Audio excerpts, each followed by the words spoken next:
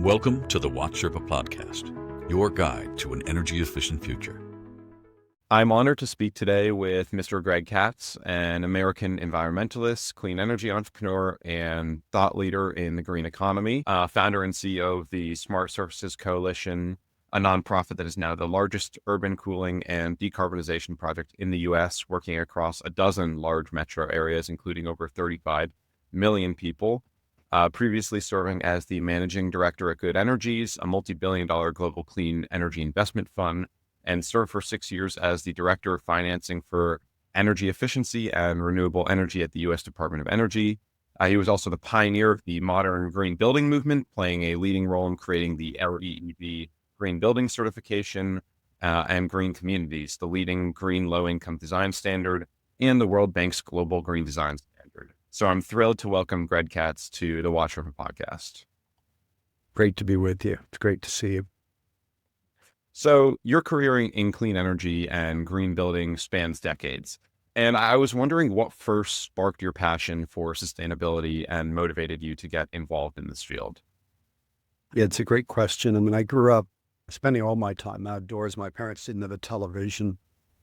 I was 15. I just thought they were kind of ahead of their time in sort of thinking about media exposure. As a result, we liked to go to our friend's house to watch television. But the result of this, I spent a lot of time outdoors and loved the outdoors, loved being in the outdoors, loved being with animals. And that was sort of a general sense of well-being, and that this is the real world, is the environment in which we live, and the seasonality and kind of the, what's our impact on it. And that, over time, I went to Carolina for 4 years, of course, loved it. And I came back to this about a couple of years into my career, really.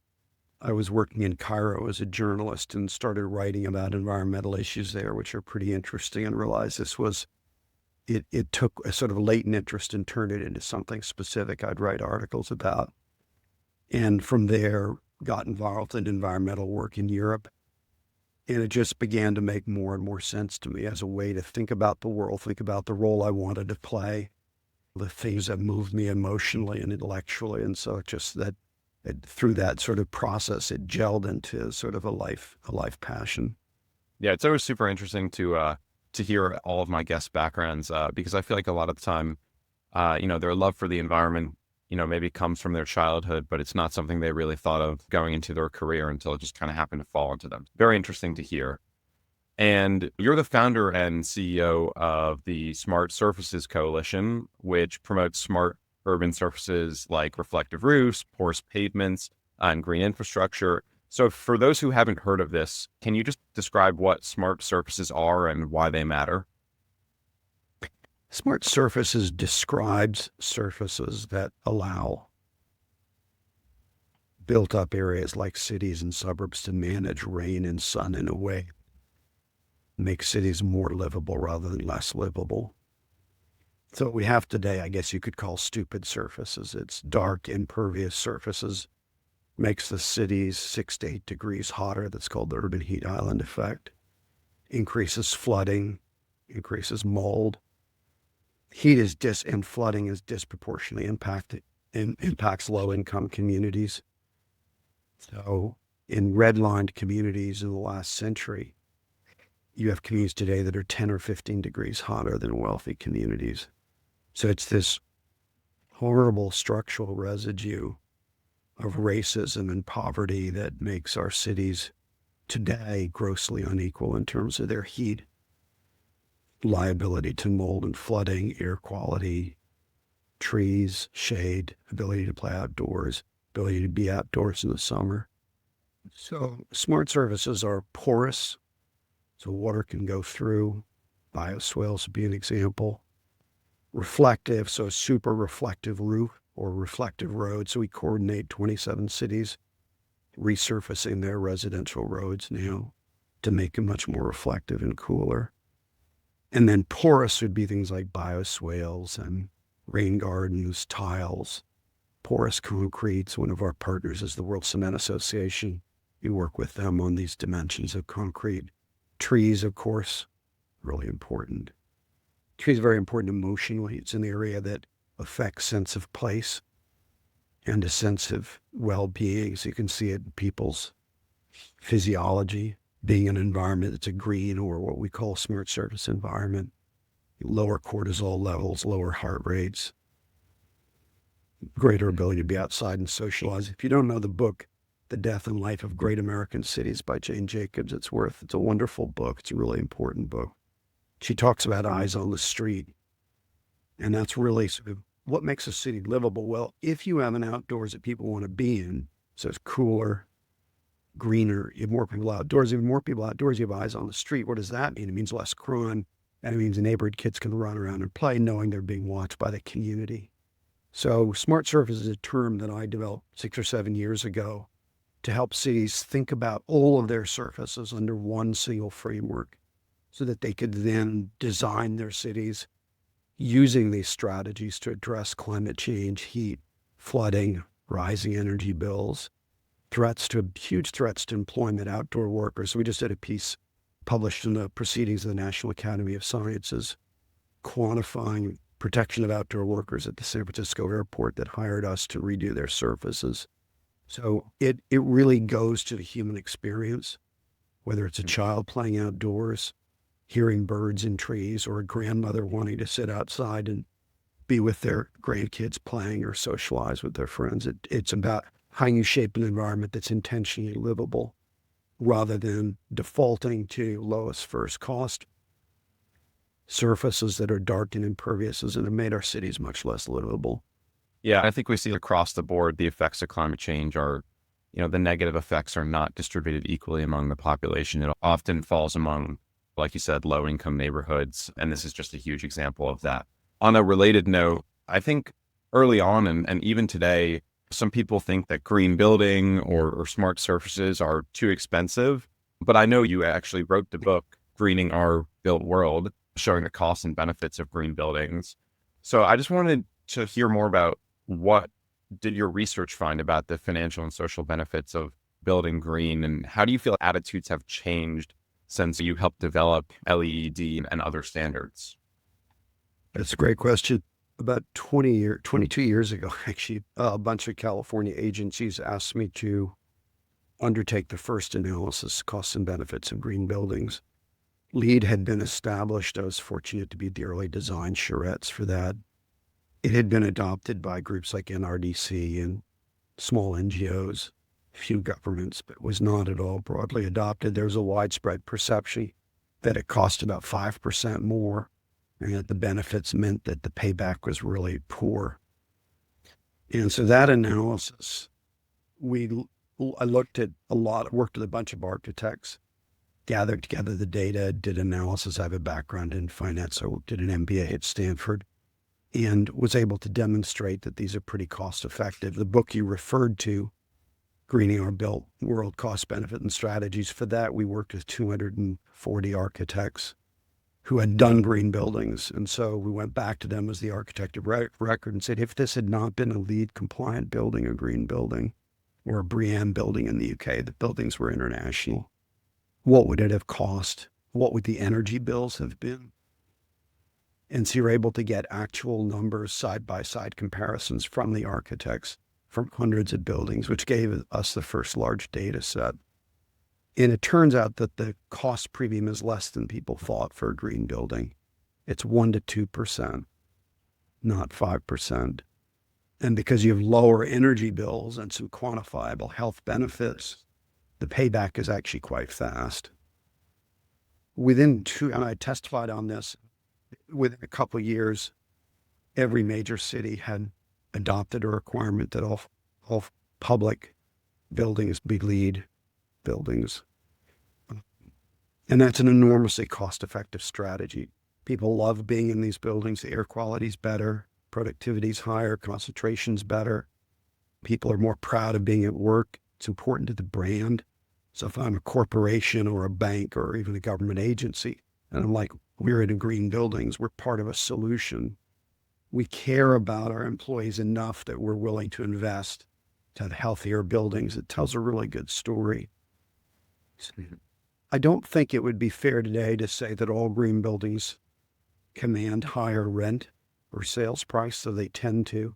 I think it is accurate to say that turnover is lower in these green buildings, that occupancy is higher, and you're getting free public positive publicity, which then helps with getting tenants. So those things make green buildings a compelling return. The one exception is if I build and flip a building. So I go out and I do a building on spec and sell it, and I'm not seeing the benefits, and the person who buys it doesn't care about climate or doesn't believe in science or something, then it may not be as compelling. But for the large majority of owners and developers, it's kind of at this point a no-brainer. And the question is, how far down that carbon reduction curve can you go, and are you willing to go?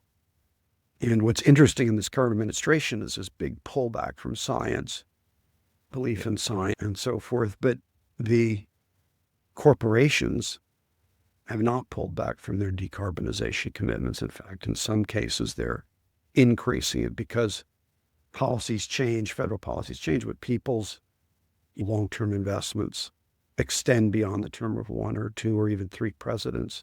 So they're investing in infrastructure that's going to last for 20, 30, 40, 50 years. And so green has become, I would say, normal. Now the question is, can you accelerate integration of elegant design and solar and heat pumps and those things, and try and bring down the carbon curve down to something that allows the country to not get too hot too fast. That's our challenge today.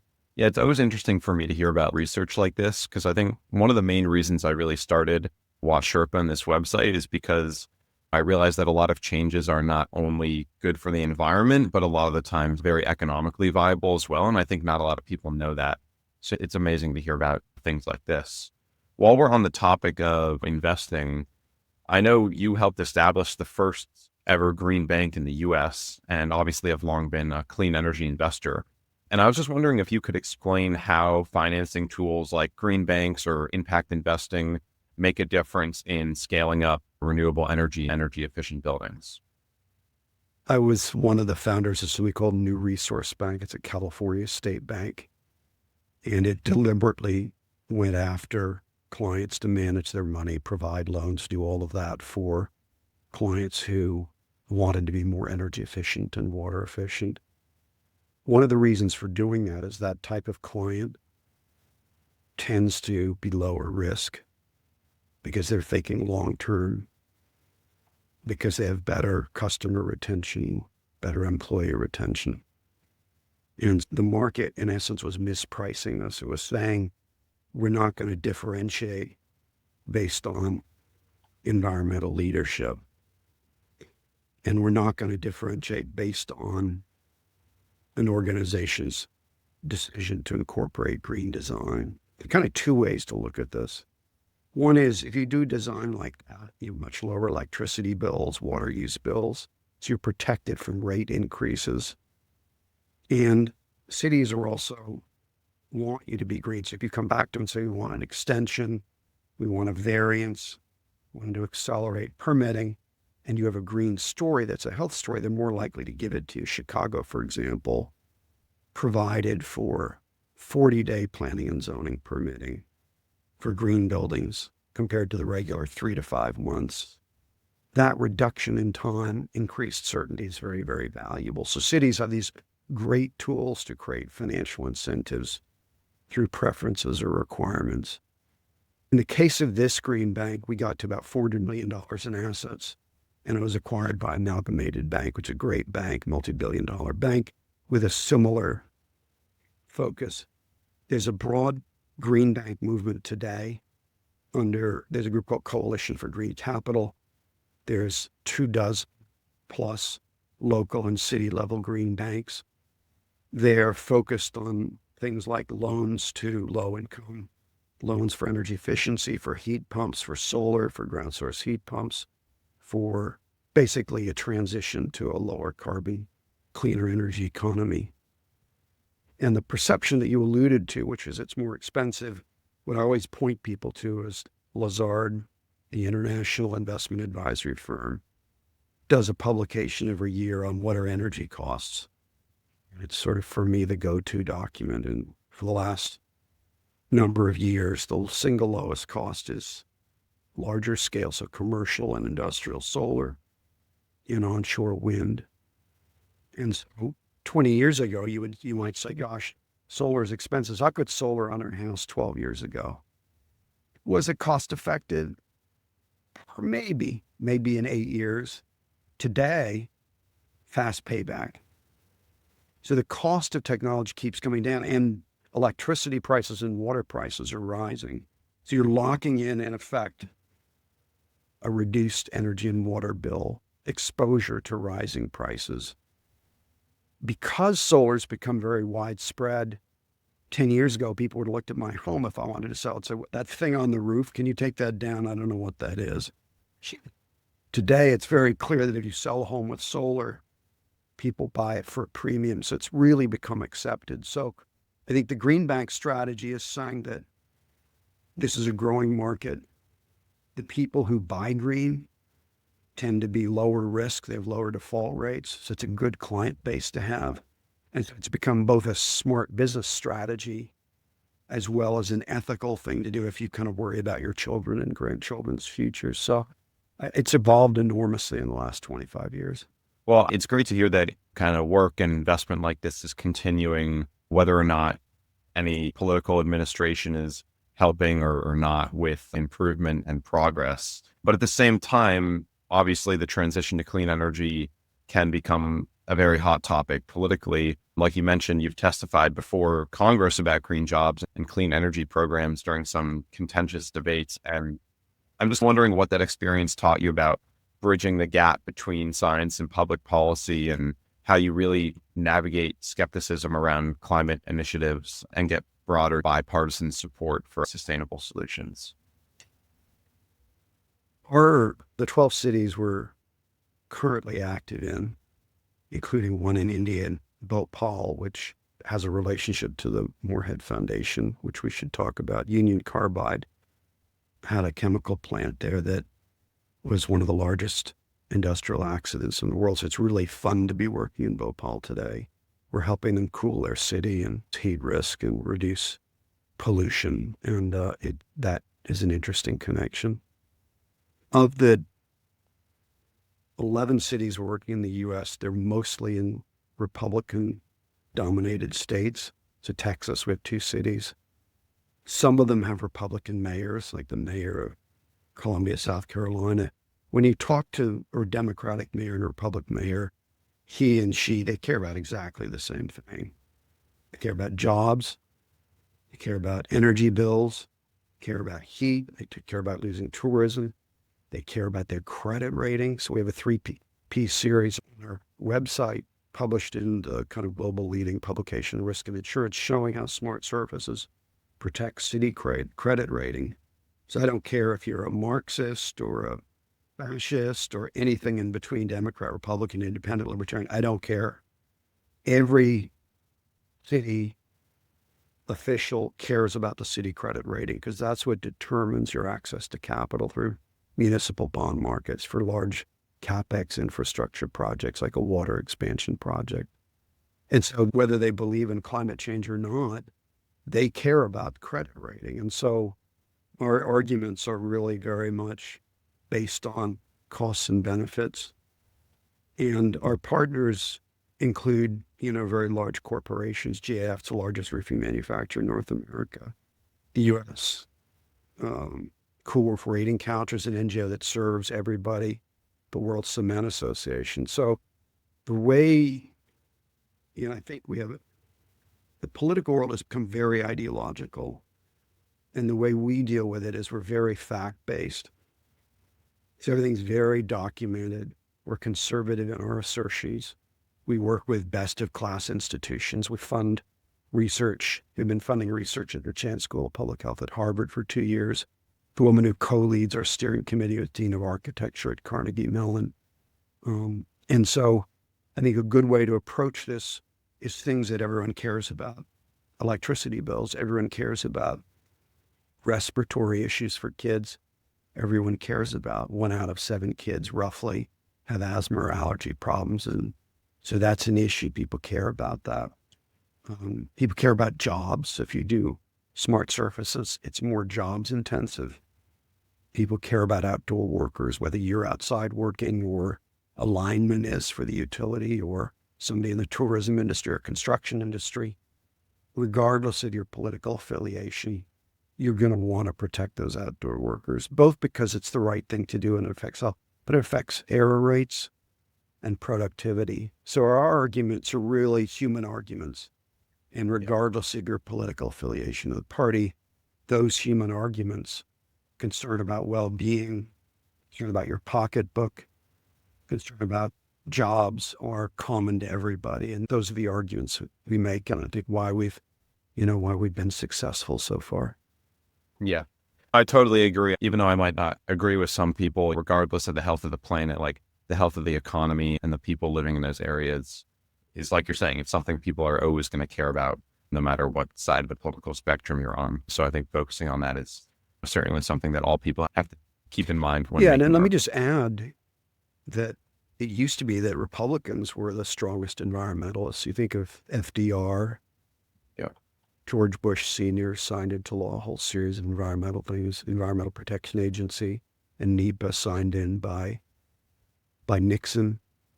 Yeah. Hunters of ducks and the organizations that support hunters are great at protecting the environment because they love being outdoors. They know a lot about the outdoors. They want to protect the outdoors. So it's only a recent thing, very recent, that the Republican Party in particular, this version of the Republican Party, has said environment is somehow a bad thing. But I'm sure the vast majority of Republicans believe in environment, believe in a clean environment, believe in the science of climate change, and that part of our responsibility as adults is to leave our world, if not better off for our children, at least not worse off. So I think this cuts across all political viewpoints. Of course, there's a small minority that doesn't believe in science or that believes the earth's flat or, whatever their views are. But for the large majority of people, there's a shared consensus when you get into the specific issue of what's right and wrong, what makes sense as policy, what makes sense for families and communities. And that's really where we work and how we share our work and support communities. I feel like on that topic of, individual opinion, obviously we know that big systematic changes are needed to combat climate change, but individual actions can count too. And I was wondering, in your view, what is the role of individual behavior in addressing climate change? Obviously, you said you have solar installed on your own house. So what do you feel like everyday people can do to really make a difference? It's a great question. It's a tough question because climate change can feel overwhelming. And because the burden of climate change is going to be on your generation and not on mine. In essence, our generation is saying, we're going to proceed as if climate change doesn't matter. Because by the time we retire and we pass away, most of the damage from climate change will still be in our future, beyond our lifetimes. But you guys are going to experience this more and more. Almost every year is getting hotter. And the rate of increase in heat is accelerating. And so it becomes a generational thing. And I know there's tension, if you will, between younger people and older people on this. If I was your age, I would be really angry that the quality of my life is being eroded by people who are not going to experience the damage that they're responsible for. All of that contributes to a feeling of, I think, a little bit of hopelessness. And I think what I would say is that taking steps to address climate change is not just the right thing to do, it actually is empowering. So 3 of my neighbors I've convinced to add solar, just as one tiny example. My son, Robert, in his high school helped get them to adopt solar. And what's great about young people getting involved in clean energy or any of the other dimensions of this is what I say to young people: do something you care about, but do something that's a growth area where there are jobs, where you get hired, you get promoted, you move up faster, you can get a great career. clean energy, decarbonization is clearly a big growth area. They generate more and more jobs. And so it's a smart area ethically, but it's also smart from a self-interested career perspective. It's also, I think, most people are moral and they've got different ways of thinking about morality. It could be a structured church or, temple or whatever. But all of us have a moral compass. And there's something very, I think, valuable for people who say, I'm going to be just a passive participant in this accelerated climate change. I'm going to do something about it, even if I'm only going to buy energy efficient appliances, or I'm going to participate in community solar. You move from a passive, I'm a victim's viewpoint to I'm engaged, have a sense of agency, a sense of responsibility. It just feels good. And you see that across the political spectrum. And we're divided by politics, but I think that's kind of a smokescreen. I think the reality is the vast majority of people have the same moral compass, the same deep commitment to their family, their community, same love of the outdoors and nature. All of us have been moved by being outdoors and want to leave the world a better place. And I think that commonality is so much larger than these political differences, which are hyped up and manufactured and so forth. I think this administration's an anomaly. I expect any future administration, Republican or Democrat, to believe in climate change, to believe in science, to trust scientists to do science and to guide policy. So I think this period right now is a bit of an anomaly, but in the medium term, I'm optimistic that your generation will vote its interests and will participate more actively in shaping a world that is better for everybody. And what I think is great about the work that I get to work on is it's not only feels right, but it has all these financial and other benefits, right? It saves money, it creates jobs, protects jobs. It kind of makes sense with both sides of our brain, right? The do well and do good sides of our brain, both of those are, I think, satisfied by careers and work that are part of this decarbonization transition. America's very smart. We develop wind, we develop solar. I was involved in it when I was at the Department of Energy. Those technologies are transforming the world, and the U.S. should be proud of that. We should continue to be a leader in deploying that and not sort of cede that. And there are a huge number of careers. And so as young people think about their careers, I think it's a great career choice, both because it feels good, but also it's like smart from a dollar career development perspective. As a young person, I think I'm very hopeful to see that among my generation and even among older generations, I think just talk about climate change and what changes individuals can do continues to rise, and it continues to become a more normal everyday topic. So I remain hopeful that significant change, like you're saying, is coming in the future. I want to be mindful of your time, but thank you so much for sharing your time and your insights with me today. And it's been amazing to hear your story and your perspective on building a more sustainable world. So thanks again, Mr. Katz. I will say, when I meet young people like you, I feel more optimistic about the future. So thanks for you doing what you do. And hello to UNC and hello to the Moorhead Foundation. It's great to see you. Thank you. Thank you so much. If you enjoyed our podcast, please like and subscribe and visit us at WattSherpa.com.